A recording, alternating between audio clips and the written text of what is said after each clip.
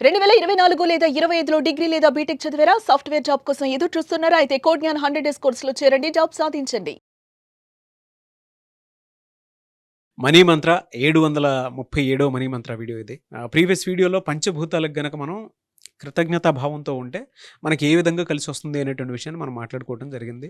So, ఈ వీడియోలో ఏం చెప్తున్నారు? ఈ వీడియోలో డబ్బు కోసం మనము ఎన్ని రకాలుగానో ప్రయత్నించి అఫర్మేషన్లు, మెడిటేషన్లు అన్నీ చెప్పుకొని డబ్బు కోసం ప్రయత్నించమని చెప్పుకున్నాం.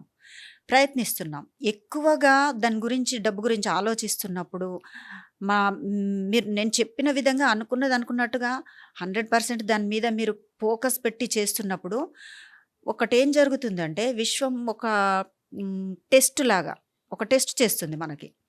అదెలా ఉంటుందంటే తీవ్రంగా మనం డబ్బు గురించి ఆలోచిస్తున్నప్పుడు మన మనీ పర్సు జారిపోవడము, డబ్బులు పోగొట్టుకోవడం.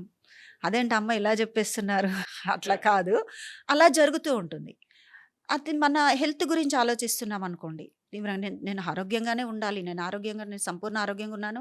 కరెక్టే. మన అఫర్మేషన్‌లో అది ఒక వాక్యం. దాన్ని పదే పదే చెప్తుంటాం. కానీ అంత చెప్తున్నప్పటికి కూడా మీకు చిన్నదో పెద్దదో ఒక అనారోగ్యం రావడం. మళ్ళీ సంబంధ బాంధవ్యాల గురించి గూడా. అంతా బాగా ఉంది అనుకున్న దగ్గర ఎక్కడో ఎవరితోనో ఆ ఫ్రెండ్‌షిప్ అవ్వచ్చు, బంధుత్వంలో అవ్వచ్చు, చిన్న బ్రేకులు రావడం. ఇలాంటివి జరుగుతూ ఉంటాయి. మంచిగా జాబ్‌కు వెళ్తున్న వాడికి ఉన్న ఉద్యోగం పోవడం కూడా. ఇలాంటివన్నీ జరుగుతూ ఉంటాయి. అప్పుడేమనిపిస్తుందంటే నేను ఇంత బాగా చేస్తున్నప్పటికి కూడా అన్నీ ఇలాంటి అసలు ఇది మనం నెగెటివ్ మాట్లాడకూడదు. కానీ మీకు చెప్పడం కోసం. అన్నీ ఇలా ఎందుకు జరుగుతున్నాయి? డబ్బులు పోతున్నాయి, హెల్త్ అన్నీ ఒక్కసారిగా మూకుమ్మడిగా కలిసి దాడి చేస్తున్న ఫీలింగొచ్చేస్తుంది. అవును. అది అలా ఎందుకొస్తుంది?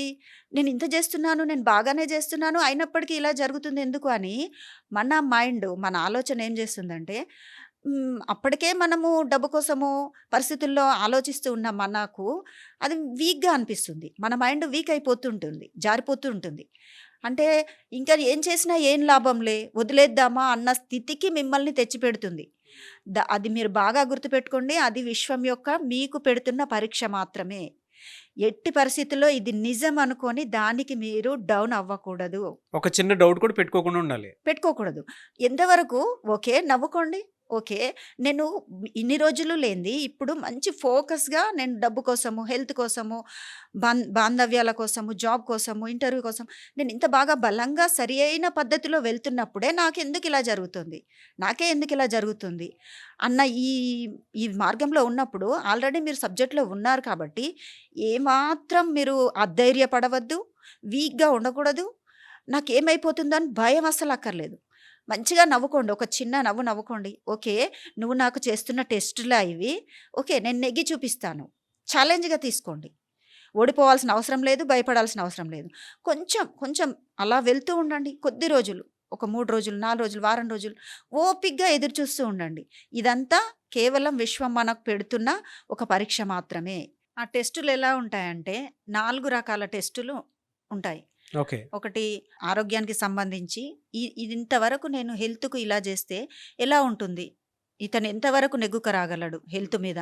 నమ్మకం ఎట్లా పెట్టుకుంటాడు? నేనేమైపోతాను అని భయపడుతూ ఉంటాడా? నేను ఎ ఎ ఎలాంటి ఈ రుగ్మతలనైనా నేను తట్టుకొని నిలబడగలుగుతాను. నేను సంపూర్ణ ఆరోగ్యంగా ఉన్నాను అని తన మీద తనకి నమ్మకం, విశ్వంతో నమ్మకం పెట్టుకొని అతను నమ్మకంగా హెల్త్ సాధించుకోగలుగుతాడా? అలాంటిది.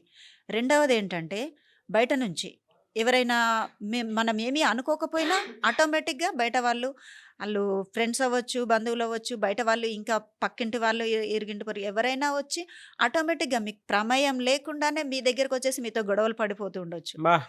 దాంట్లో కూడా మీరు నెగ్గుతారా లేదా అనేది అట్లా ఒక టెస్ట్ ఉంటుంది. అలాగే ఆర్థిక పరంగా కూడా ఉన్నదంతా తీసేస్తే ఎంతవరకు ఉండగలడు? అసలు ఏమీ లేకుండా ఉంచినప్పుడు ఎంత ఓర్పుగా ఉండగలడు? నేను ఎంత ఎక్కువిచ్చినప్పుడు నిలబెట్టుకోగలుగుతాడా? దాని మీద ఒక టెస్ట్ చేయడం జరుగుతుంది. నేను ఇచ్చే డబ్బును బట్టి ఎంతవరకు అర్హత కలిగి ఉన్నాడు. ఓకే. దాన్ని బట్టి ఆ డబ్బు మీద అలా జరుగుతూ ఉంటుంది. అలాగే మనం బయటకు వెళ్తున్నప్పుడు గానీ, ఎక్కడైనా గానీ, ఎవరైనా సడెన్‌గా మీకు ఆ సంబంధం లేకుండానే వచ్చి ఏవేవో అనేస్తూ ఉంటే, మీరు మానసికంగా ఎంత స్టాండర్డ్‌గా, ఎంత ఓర్పుగా ఉండగలుగుతున్నారు. అలాంటి టెస్టులు కూడా విశ్వం మనకు చేస్తూ ఉంటుంది.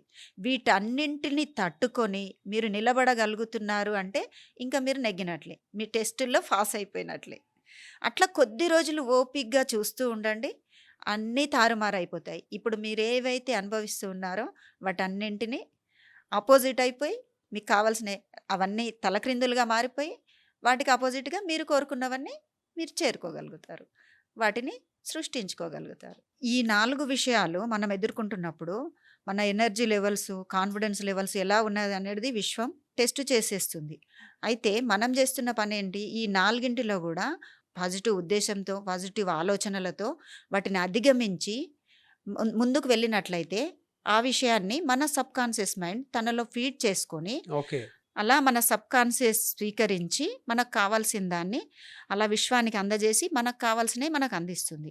ఇలా ఒక్క 21 రోజుల పాటు గనుక ట్రై చేసినట్లయితే అప్పుడు పూర్తి మార్పులతో మీరు అనుకున్నవన్నీ మీ సొంతం చేసుకుంటారు. చాలా మంచి టాపిక్ అమ్మ. చాలా డీటెయిల్డ్‌గా ఉన్నాయి విషయాలన్నీ. థ్యాంక్ యూ అమ్మ. Thank you so much. Thank you. Suman టీవీలో మీ పర్సనల్ అండ్ బిజినెస్ ప్రమోషన్స్ కోసం కింది నెంబర్కి కాంటాక్ట్ చేయండి.